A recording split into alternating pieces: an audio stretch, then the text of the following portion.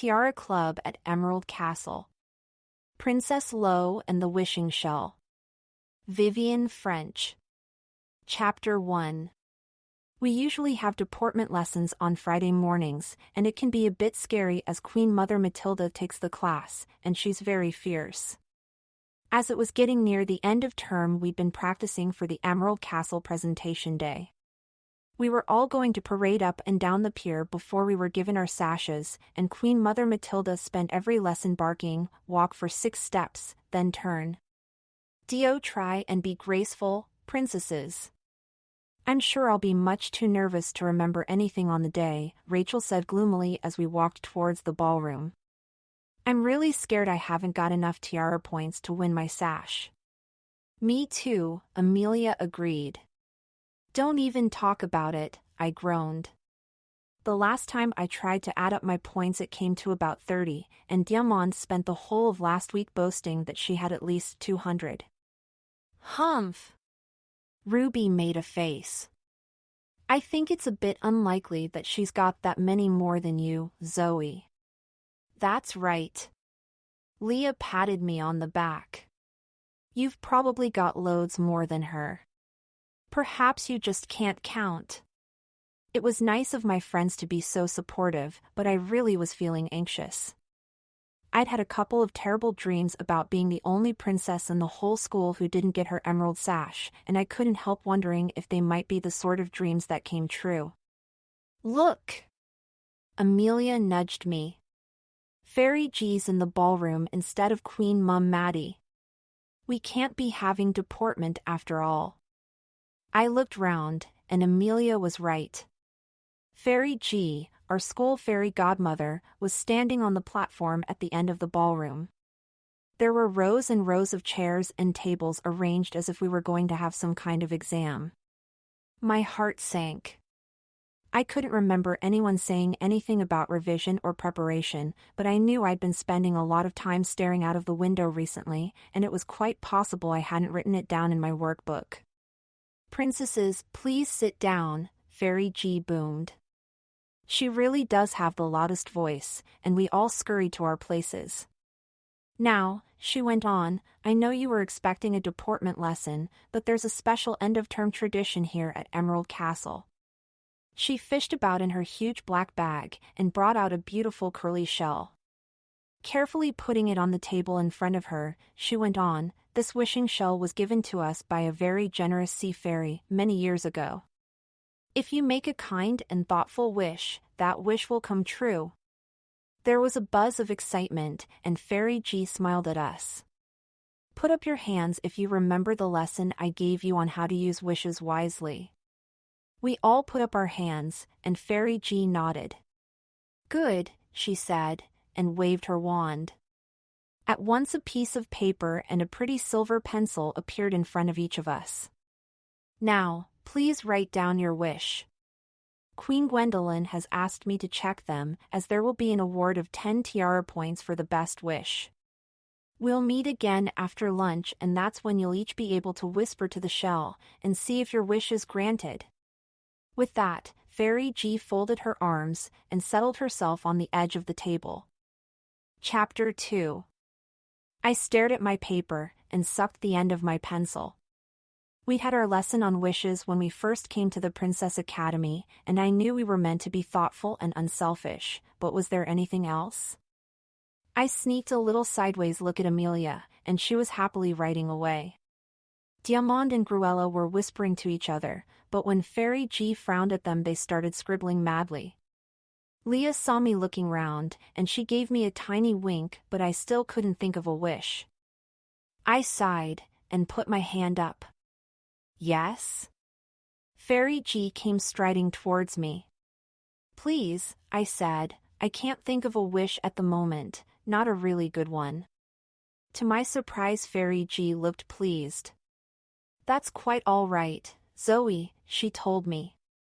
"I'd much rather you thought about it instead of writing the first thing that comes into your head. In a few minutes Queen Mother Matilda is going to take you all to the pier to practice for the parade, so come and tell me what your wish is when you get back." Thank you very much, I said gratefully, and Fairy G gave me one of her beaming smiles. In the meantime, you can collect everyone else's papers. I'll look at them while you're outside. I walked round collecting the wishes, and as I came to the twins, Diamond sneered at me. Teacher's pet, she hissed. I pretended not to hear as I took her paper and put it on top of the pile, but my cheeks were still glowing as I put the wishes on Fairy G's desk. I think Fairy G noticed something had happened, but she didn't say anything, and a moment later Queen Mother Matilda came sweeping into the ballroom. Princesses, she announced. Today we're having a dress rehearsal. Please hurry to your rooms and put on your best dresses, the dresses you will wear for our special day. I shall expect you to be waiting in the front hall in precisely 20 minutes. Of course, that made me almost forget Diamond, and I joined my friends as we hurried up the stairs to Daffodil Room. Our dresses were hanging in our wardrobes waiting for presentation day, and it was so exciting to put them on. We just had time for a quick twirl in front of the mirror before we zoomed back downstairs, and I'm sorry if this sounds boastful. I couldn't help thinking my dress really did look pretty. When we got downstairs again, though, we saw the twins, and they didn't just look pretty. They looked magnificent. Both of them wore the grandest dresses with long satin trains covered in pearls and white satin gloves, and Diamond was wearing the most amazingly sparkly diamond brooch. Cruella saw me looking at it, and she pouted. It's not fair, is it, Zoe? We're twins, so we should both have a brooch, but Diamond says she wants to wear it. Diamond frowned. I told you, Cruella, when I made my wish I wished for you to have one exactly the same. It was very unselfish and kind of me, so Dio, stop whining. Do you think we'll all have our wishes granted? Millie asked. Really? Diamond looked so superior. Don't you know anything, Millie? Of course we will. Cruella shook her head. No, we won't, not if they're silly ones. Alice says her big sister told her to wish for something sensible, because the wishing shell doesn't grant people wishes if they want fluffy bunnies, or curly hair, or things like that. I wished there'd be a wonderful end-of-term party, Ruby said. Do you think that's okay? Cruella looked pleased that, for once, she was the center of attention and not Diamond. That's a really good wish, she said. I wished that too. What? Diamond went a nasty shade of purple. But you promised, Cruella. You promised you'd wish I had more Tiara points than anyone else. You're mean, and I hate you, and after lunch I'm going to ask Fairy G if I can have my wish back. And she stormed out of the front door to where Queen Mother Matilda was waiting. Chapter 3. Cruella made a face as Diamond disappeared. She should have let me wear Mummy's brooch, she said crossly, and then clapped her hand over her mouth. I said I wouldn't say. Please don't tell her I told you. She'll be furious. Rachel raised her eyebrows. But why did your mom lend Diamond a brooch, and not you, Cruella? Cruella shuffled her feet and looked awkward. Mummy didn't exactly lend it to her.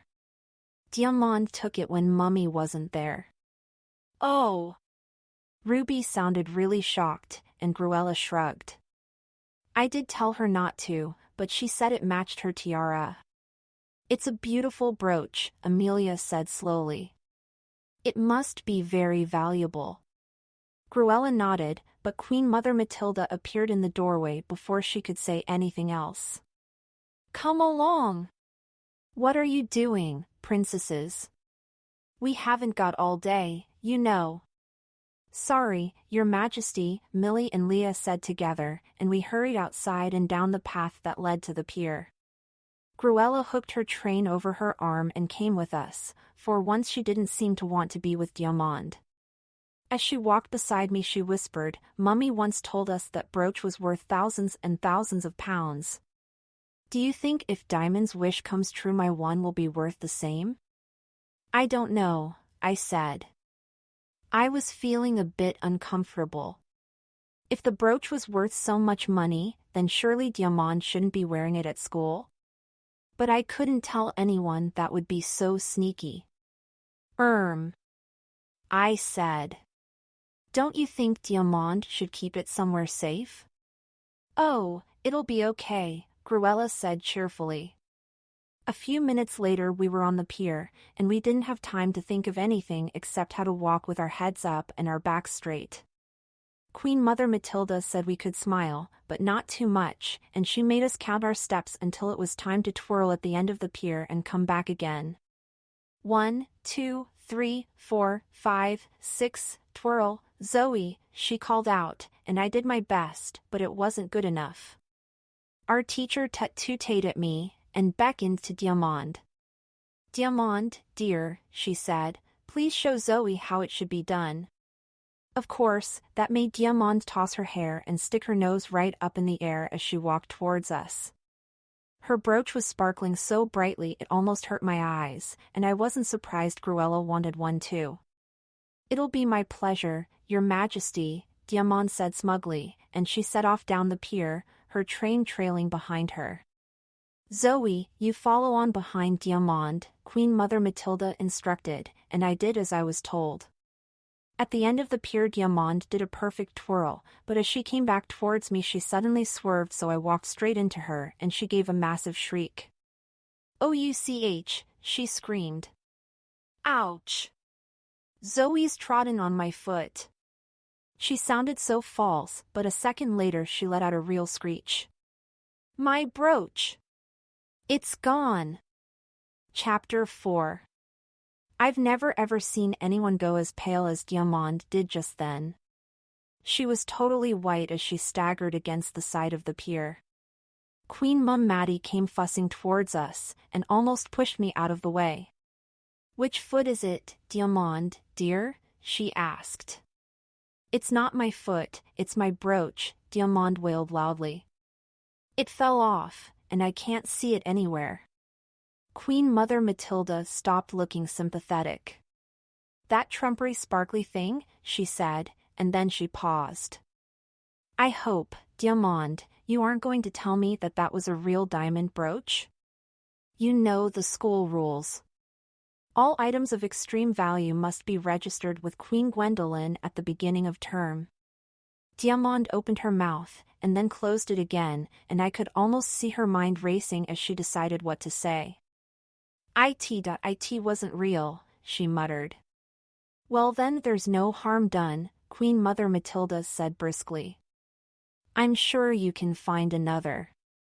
Now, if your foot is all right, let's see you promenade one more time, because you did not walk in a straight line. Somehow Diamond managed to get to the end of the pier and back, but she looked dreadful, and I actually began to feel just a little bit sorry for her. Amelia went next, and then all of Poppy Room, and when it was my turn again I had a good look for the brooch as I sailed up and down. I couldn't see any sign of it, but I did have a good idea.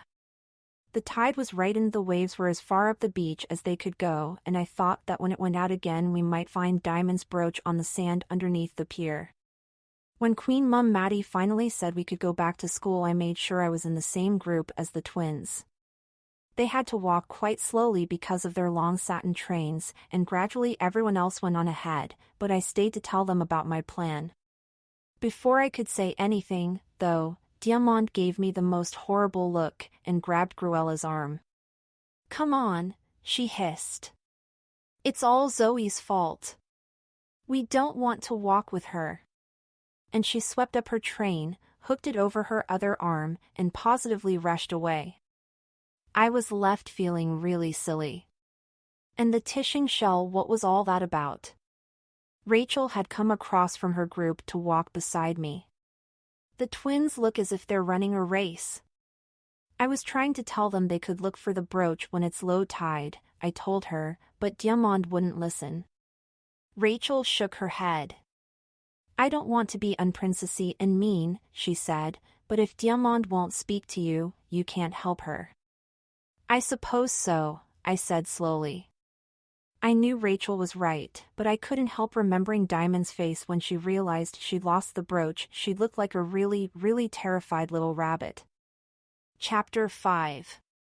We had to change back into our ordinary clothes when we got back to school, and as we hung up our dresses in Daffodil Room, Rachel told Amelia, Ruby, Millie and Leah about the twins not speaking to me.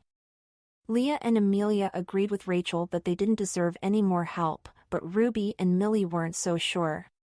Maybe Diamond was horrid because she was feeling so guilty, Millie said. She's going to get into terrible trouble when her mom finds out. Why don't we go down to the beach after school? Ruby suggested. We could have a look. It would be fun if we found it. Amelia giggled. We could give it to Gruella. She might look after it better. We agreed that we'd go for a walk on the beach that evening, then hurried down to lunch.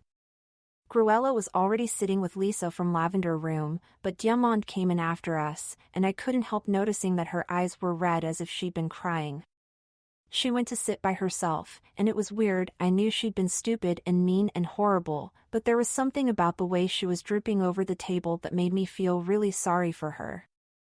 I hesitated for a minute and glanced across to where all my friends were. They were chatting and laughing together, and when Ruby saw me looking, she blew me a kiss and patted the seat beside her.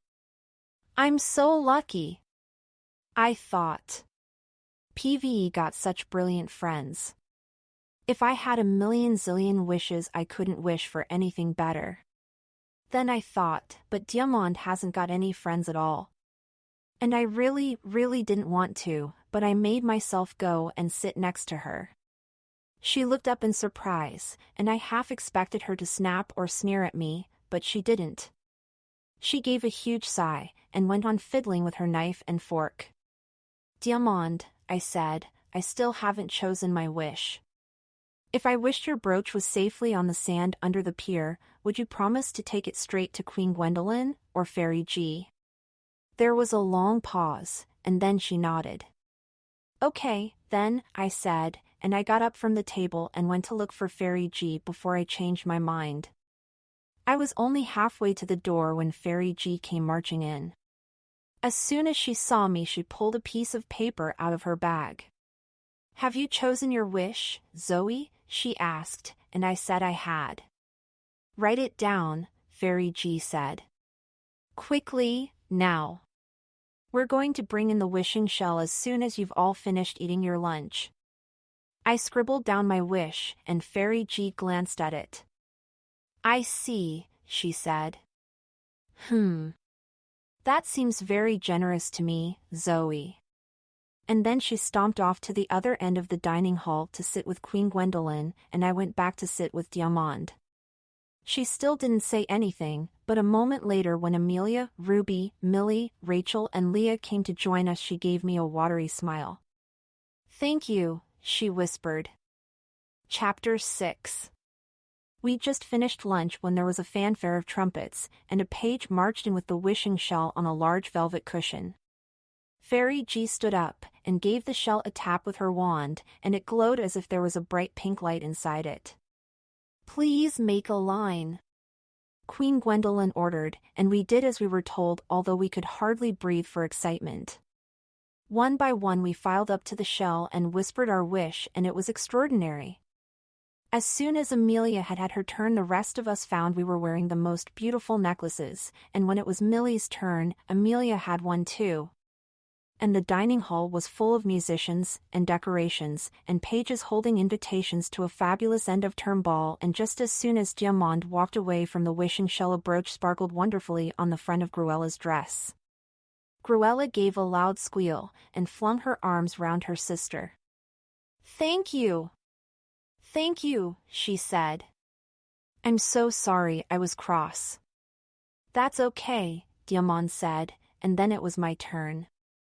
I walked up to the shell, and I whispered my wish, and for an awful moment I thought nothing would happen.